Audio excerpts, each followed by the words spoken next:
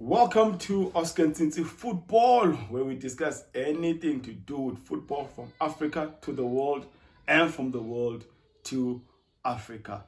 It is a big football weekend all over. In Serie A, you have Inter versus Roma.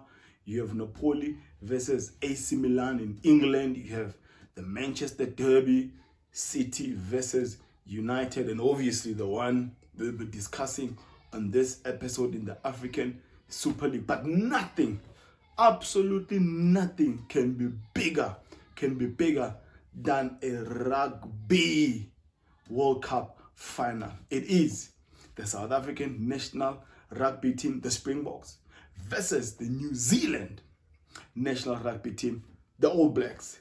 Hamdinga. If you've never watched rugby in your life, make this one your first match to watch.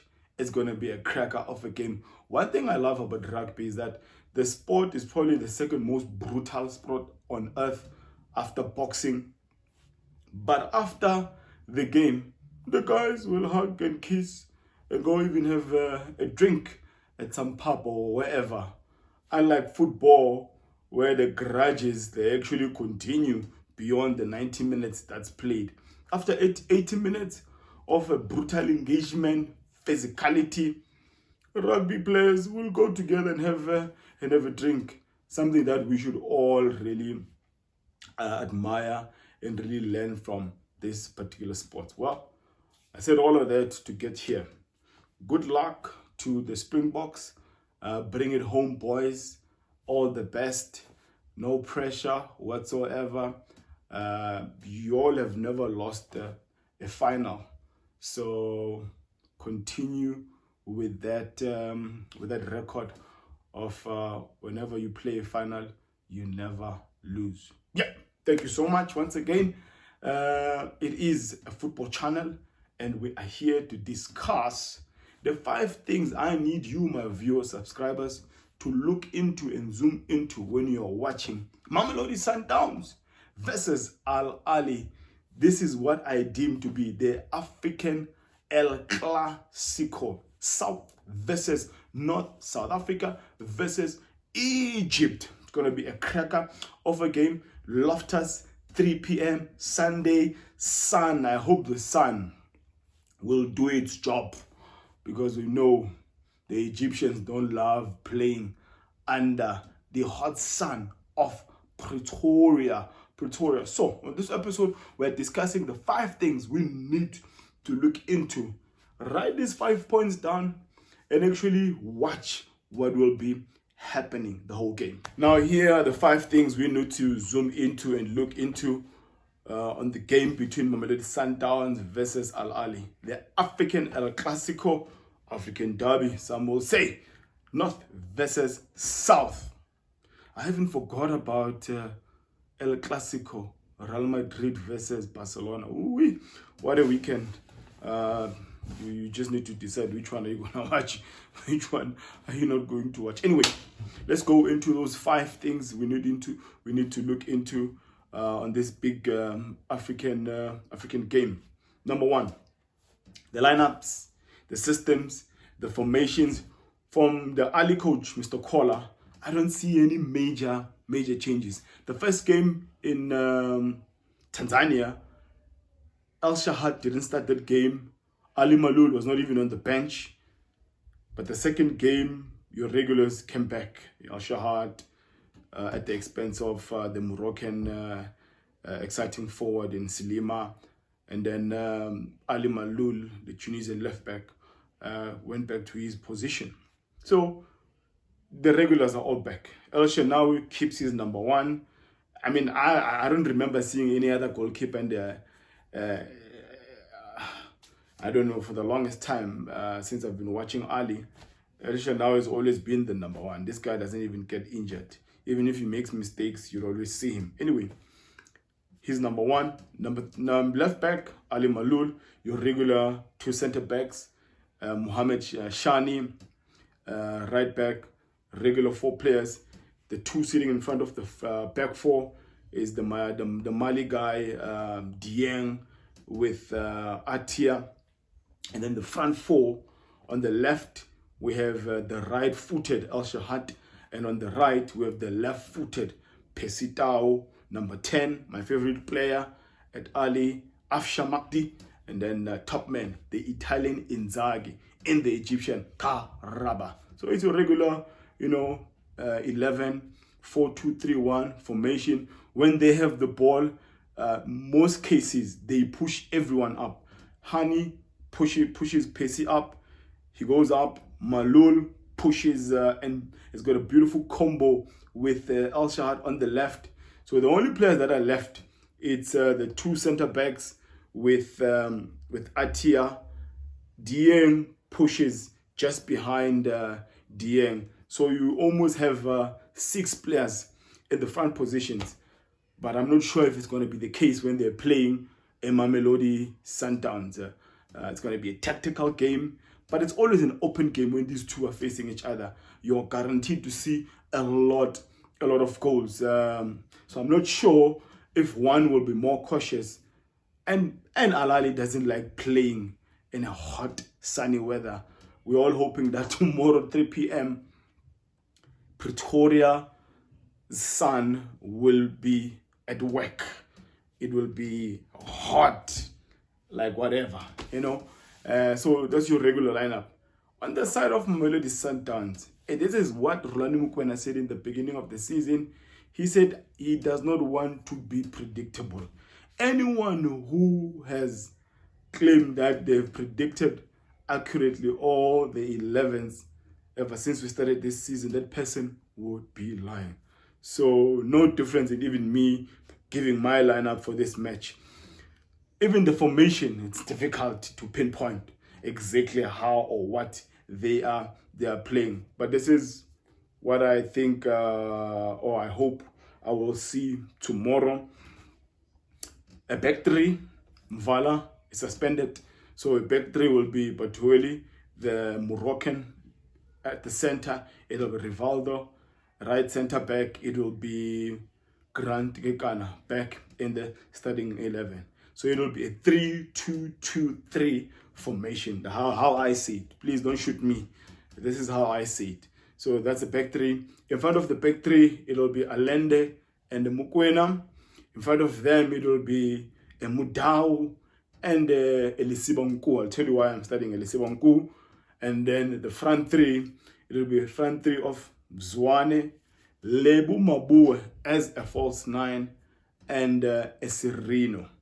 Tell you why I'm not starting Masego in a minute or so. So that's so you have more, technically gifted players, because how Mukwena wants Sundowns to play is that they want to dominate position.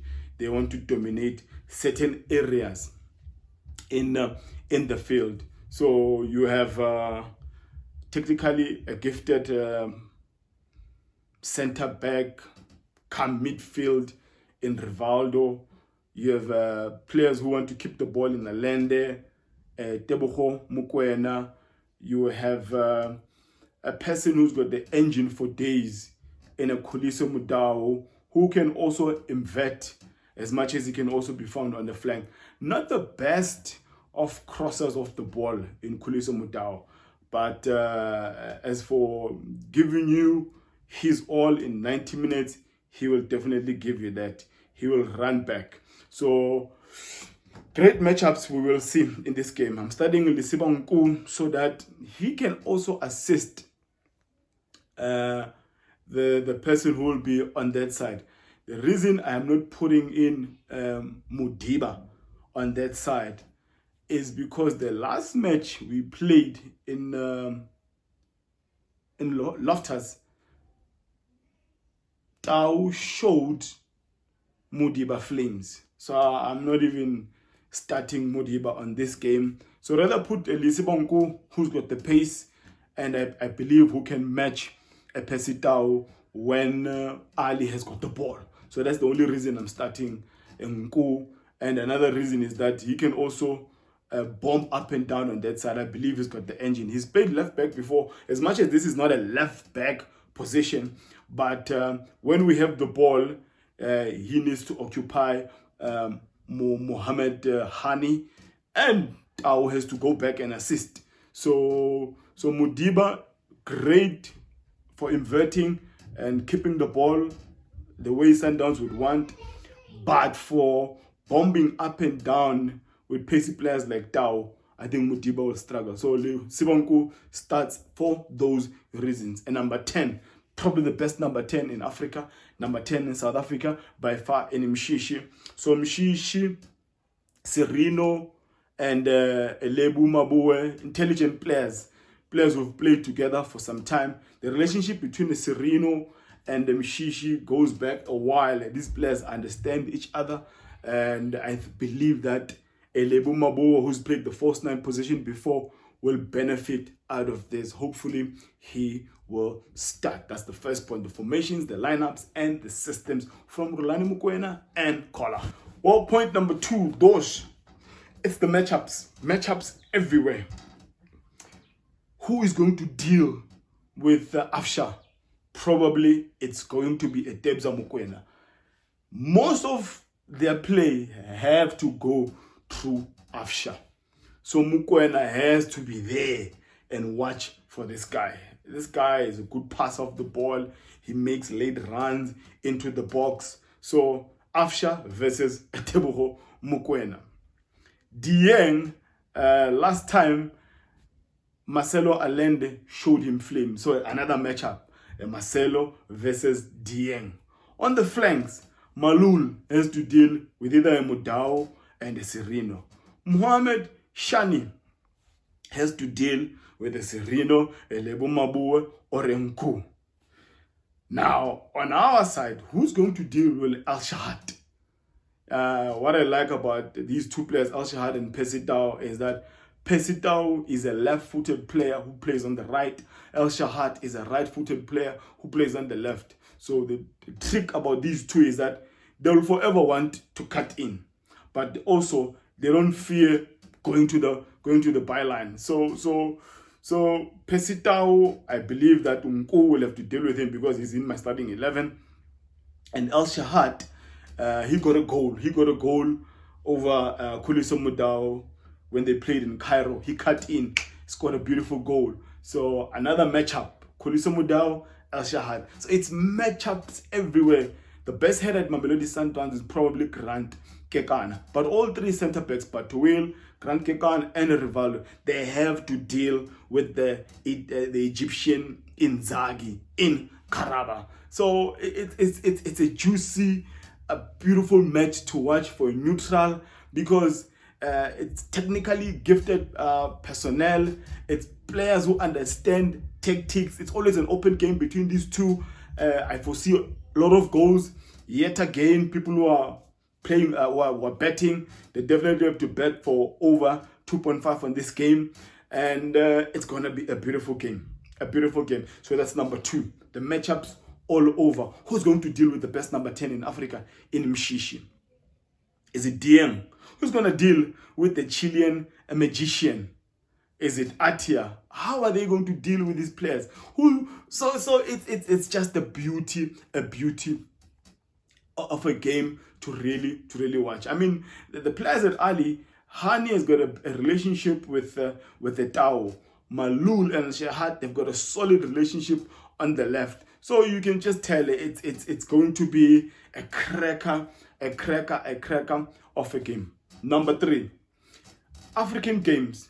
They are more, as much as tactics have a great point or great contribution in how the match unfolds, but African games, it's more of a mental strength than anything.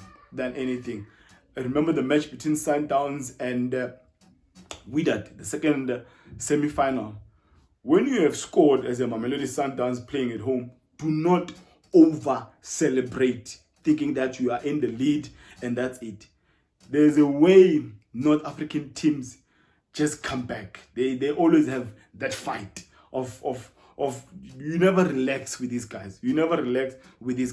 So it's a mental thing.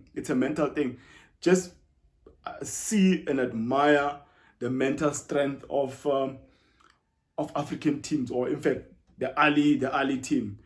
They are number one in Africa for a reason, and more than anything, it's because of their mentality. They've got a superior mentality when approaching CAF games, and tomorrow it won't be any different. That's the third point.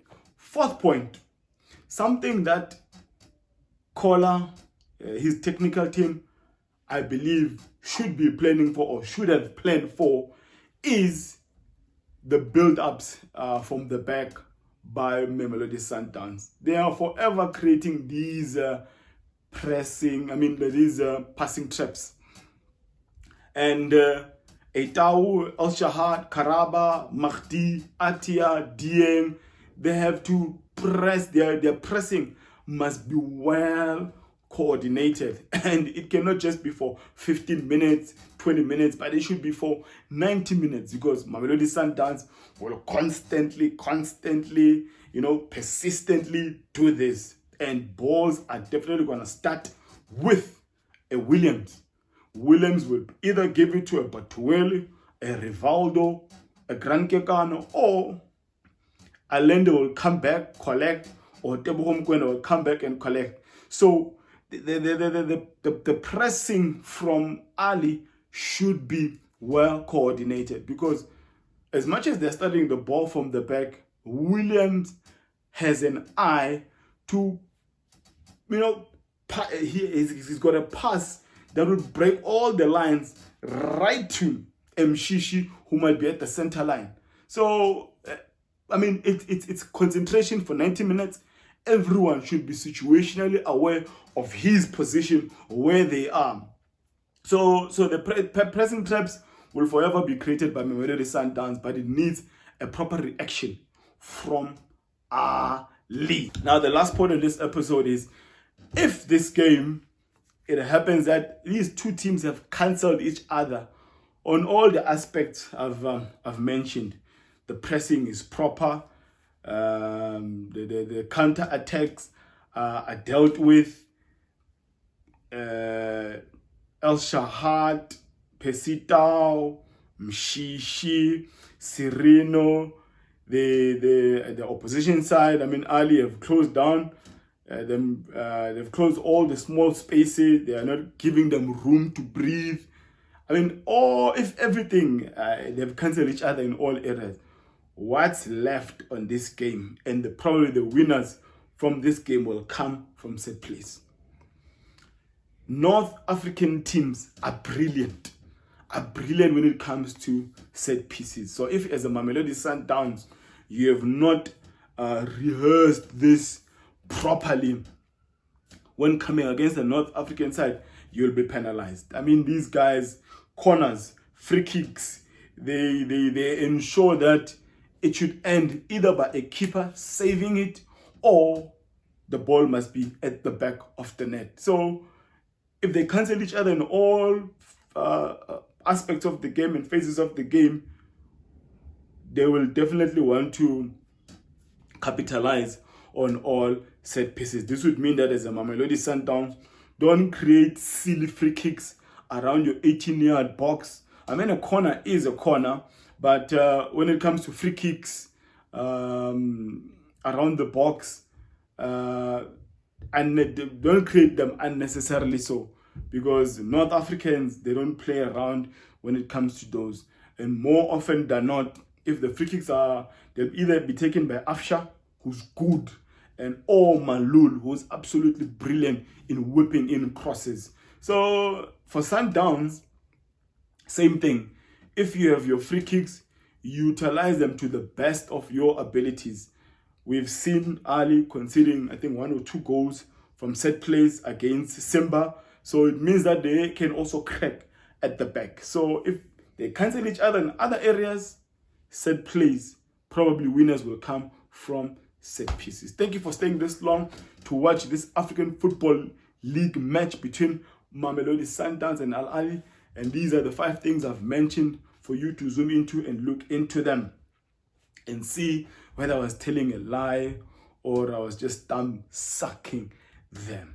If you've not subscribed to this channel, please do so. Follow the brother, like the page, share it on all your socials. For all who are coming back viewers and subscribers, I really appreciate the support. We are growing exponentially, and it's all because of your support. Your comments are appreciated. I do attempt to reply to all of them whenever I have time. Thank you so much, and may my God bless you all.